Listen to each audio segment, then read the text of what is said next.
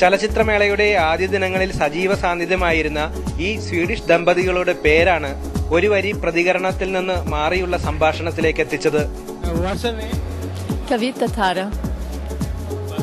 Kavita Tara. Deepak Tara.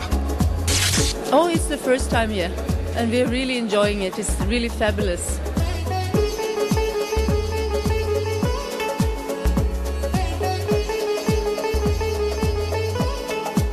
സ്വീഡനിലെ മാൽമേയിലാണ് ദമ്പതികളുടെ താമസം.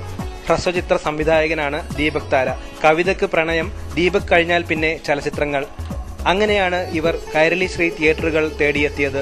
റാവൽപിണ്ടിയിൽ നിന്ന് ഇന്ത്യ പാക് വിഭജന കാലത്ത് നിസാമുദ്ദീനിലേക്ക് കുടിയേറിയ സിഖുകാരനായ ദീപക് സ്വീഡനിലേക്ക് എത്തും വരെ കുടിയേറ്റം തുടർന്നു.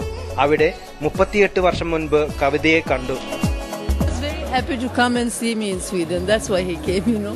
He was looking for somebody and that was me. That's how it was.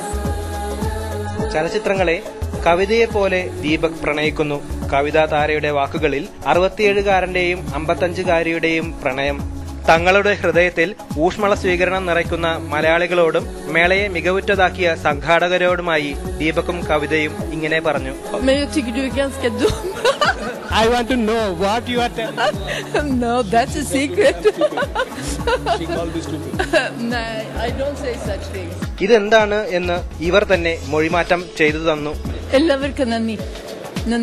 എല്ലാവർക്കും നന്ദി.